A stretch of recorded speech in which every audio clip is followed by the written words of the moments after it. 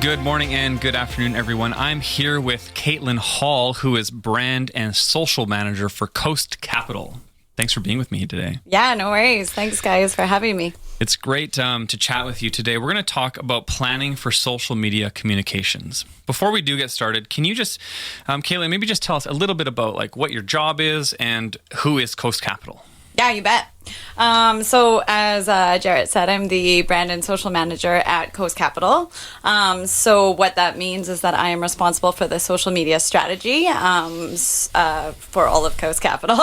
And so figuring out, basically working pretty closely with someone on my team who is our content marketer. So she comes up with a lot of the editorial and the blogs and all of the like written content that goes out on our site. And her and I partner pretty close to put together a content marketing strategy so that we're sharing out things that we think will be valuable with our audience across social media that line up to our objectives, which I'll get into shortly. But who Coast Capital is, so we're the largest credit union in BC. So you guys might have seen there's a location over in Yaletown, but there's a ton all over the place as well. So that's who we are. So what I'm kind of in right now is the whole financial space. Right. But my background before that was I was at TELUS for 6 years doing social and influencer there, and did a bit for Sport Check as my very first job out of university. Oh, that's great. I also used to work for Sport Check. Did you? But just in the store, selling hockey skates. Got the same discount, though. Yeah, I spent a lot of money, actually. I don't think I actually came home with any money at the end of the day after buying just discounted products all the time. Okay, so what I'd like to start with is I'd like to get an understanding about the importance of planning for social media, because I think sometimes brands just kind of spew out content and it really is not planned at all. So is it important, and why? I feel like I have so much to say about this. So yes, it is very important. So I feel like there's like so many reasons as to why it's important, but I think like I'll start kind of on a personal level as a social media manager. But what I found, not just at Coast, but at every organization that I work in social, is that everybody in the company wants to put stuff out on social. So you know, like if you don't have a plan, or you haven't talked to these business units in advance of things happening, all of a sudden you're going to get inundated with like requests from all over the place. Like we have a charity event here, and we're doing this sponsorship, and this is launching. And so from like a personal like mental health perspective, it's like it can be quite overwhelming. It can be like very, you know, like you're just not managing your time very well if you're not planning. So I would say like that's one thing. But also in that same sort of vein, if you're just reacting to things that are coming in through your email, you know, you don't have the time to put together well thought out content. So you're just like very reactionary in that sense. So yeah, I mean, like at Coast Capital, we just did a International Women's Day campaign. And just to give you guys kind of context and like what I mean by that is about a month before Women's Day, we were like, hey, like, I think we've got a really good space to talk about this. Like, so we took the angle of women and how the pandemic has impacted women in the workforce. But, you know, even though we brought it up a month in advance, it was such a scramble over the last month because we were doing IGTV and video and all of these things. And so sometimes you think like, oh, we can just put like something together quickly, but it takes a lot of time. Yeah. And so that's, you know, what's really important about having those conversations in advance. So for Women's Day, so you're planning a month in advance. Was a month too short of a time?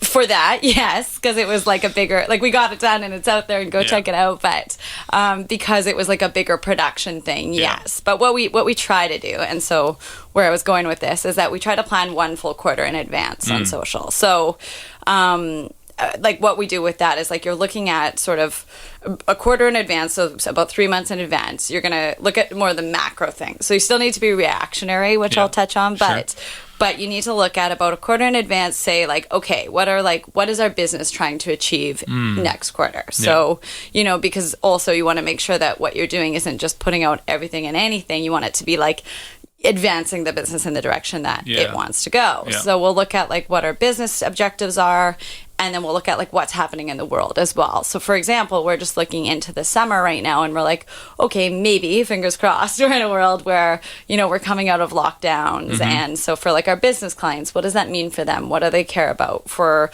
you or I, like, are we going to start spending more money because more things are open? Like, what can we talk about budgeting wise? So you really want to like think about what's going to be going on in the world and plan for it. But also things like awareness days and holidays and all of that, so that you can like International Women's Day day, you can choose which ones matter to your business and like spend time to create good stuff that resonates. Yeah. Okay. So you kind of set out this, I guess, some type of calendar based on international holidays and events and things like that, and then you backfill it with more reactionary content as the weeks progress? Yeah, so I would say international holidays and awareness days is like a small part of it, the ones that work, and then your business objectives. So for us, for example, going into the spring would be mortgage season. So we're going to ramp up a lot of stuff around educational stuff around mortgages. But yeah, you want to also leave room to be reactionary, right? Because, you know, you guys are all probably on social all the time, but you know, there's like trends that pop up, and there's, you know, different things that, like, everybody's talking about the royal, you know, interview this week, and maybe that doesn't make sense for Coast, but depending on your brand, like, there's things you can like jump in on. So you want to leave some time and some budget to do that as well. Okay, so you mentioned strategic objectives. So how do we take these strategic objectives that our brand might have? So for example, Coast Capital mortgage season is the spring for you. And how do you turn them into actionable tasks that you guys are actually going to do something with?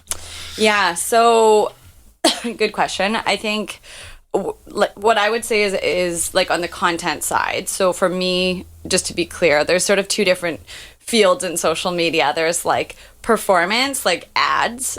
So where it's like, if you were Sport Chek, you're sending out just like deals on shoes, right? And then there's also content marketing, which is more where I fall, but that's like with pushing out like educational content and things like that. So for us, and where I fall on social media, if we were looking at, okay, the business, you know, wants to acquire new members who are going to sign up for mortgages in the spring, it's not for me like, okay, I'm going to go create an ad on mortgages. It's like, what can we do? Like, what are the pain points that people have around mortgages? Like, do they think the rates are too high? Do they think, you know, they're locked in? Like, what are the different things that people have pain points around? And then we look at, like, what content can we create to educate people on mortgages and become this, like, trusted source of advice and develop these relationships so people want to come to Coast and get those mortgages. So I'd say it's like looking at the pain points around those objectives for customers and creating content to solve that. So when you're looking at, like, say, your example of pain points, is it the social media manager's job in your case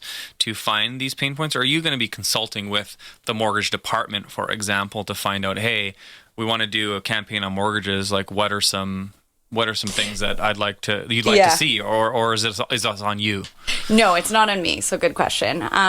It's like we've got a product marketing team as well, whereas I fall a little bit more on like the creative and brand and communication side of marketing. So the product team will talk to the business and they'll figure out those kind of objectives, figure out what the customer pain points are, provide some insights, and then essentially come to our team and say, okay, what can you create around this? Right. And that's where we like, you know, try and think of like relevant, modern, social that's like gonna speak to, depending on, I guess, who your target audience is, but things that will resonate with them with those in mind. Okay, that's great. So what about the day-to-day aspect of social media? So how do you actually manage, and how important is it for you to manage like the daily operations of running a social media team or a social media campaign? Yeah. It's very important. And I think there's like two different sides to that as well. So there's sort of the customer service side, and then there's like community moderation in terms of like responding to the positive stuff and building relationships. So I'll give you a couple examples of both. And depending on the company, sometimes that's the same team. Sometimes there's a customer service team, and then there's, you know, the social team does the positive stuff. So it'll vary, but I'd call it all still community management or community moderation. But like on the positive side of things first, I guess I'll kind of speak to an example from TELUS from my days there, but we did a lot of like surprise and delight stuff. So instead of just responding to people who are complaining, which everybody complains on every social post you put out, no matter what it's about, it's like there's always complaints, but instead of just responding to those people and, you know, ignoring the people who are like, oh, like, thank you, this was really helpful or something like that, spending the time to like nurture the positive comments too, because you can really like develop, you know, stronger relationships with people who are excited you responded, or, you know, you just like found your advice really helpful when you go back and forth. But we would do kind of these campaigns where we'd reach out to people who said nice things and send out like the little tell us stuffed animals. Oh, like really? we'd actually send stuff once in a while and do things like that. That's because it can like just make someone really love your brand, right? When they feel like you actually are listening and there's like a relationship going on and you're not just talking at them. So I like that side of community management way better. It's a lot more fun. Customer service is, it's a brutal one, but I think the uniqueness about that and why it's so important to show up and be there all the time and all of that is that like anytime someone's doing something on social, it's all about like instant. So there's such an expectation that if someone reaches out to you on Twitter for help or something, they don't expect to be heard like for you to get back to them like 3 days later, right? It's very much so like, they reach out there to get an answer right away. And so I think as a company, you like really have to have the right resources and team set up to make sure that you're responding and also that you're super empathetic, that you have a personality, you don't sound corporate, are all super important too. But I mean, that's definitely key because otherwise it's such a public forum that people will see you're not responding or they'll notice you're responding robotically and all of those kind of things. So it's kind of it's a bit more of a dangerous one when you're playing at it, but no kidding. That is challenging. I mean, it's a big challenge for organizations if you've got lots of comments and you got to respond and manage this. It takes an enormous amount of resources. And if you're the only person in social media, or maybe it's only your part-time job in the company and you do something else, it's like, how do you actually realistically manage this, which is really difficult for a lot of brands. Yeah, and I would say it's usually like in a smaller startup environment, 100% is probably the same person. At TELUS, there was like a 15-person service team. At Coast, there's about 4, I would say, on customer service side of things. But again, those are both a little bit bigger brands. If you're in a more startup space, it's probably just you as the social manager. But, as your company grows or whatever, usually those roles tend to split out. They work super close, but it's usually not all one person. Yeah, which is great. So when we think about social media management policies, how do we develop useful and effective social media policies for our brand? Yeah. So, I mean, I would say like, so social brand, like policies around everything you're saying, like, do you use emojis? Like, how much do we use emojis? Do we use people's names? Do we say our name when we're responding? Like a lot of customer service teams do. All of that, I would say, is like, definitely you need a social media playbook, but usually it's like kind of stems down from like your company will have like its brand guidelines in terms of like tone of voice or who they're trying to show up to be, colors they use, like copy, all of that. And then usually you'll create a social playbook that's a little different because social for most companies is the most playful, arena. So maybe it's not as like corporate as the brand guidelines, but you'll sort of develop, like you said, all those things into a policy so that when you're at a point where it's not like just you on social media, no matter whether it's me or it's you or it's one of like you guys who's responding, the customer won't know the difference. You want to come across consistently as one personality so that people, like feel like they get to know you and they feel like they trust you and it's like a person on the other end rather than changing every day and no one knows who you are. With Coast Capital, I mean, I think if we look at the world if we rank industries by stuffiness, banking is at the top of that. Now, I'm not saying that Coast Capital is the same as big banks, but how much fun can you have on social media when you're working for a bank or a credit union in this case, and how much leeway does Coast Capital give you to be maybe playful or what are they expecting from you? Yeah, so that's a really good question too. I would say, like, it's actually been a lot more playful than I expected when I moved into the role. That was one of the things that we chatted about was it's, like, yes, for sure it's stuffy in the sense that you definitely have to go through a lot of legal because, anything that's said wrong or, advice that's given that's not accurate or legally represented correctly could be a really big deal.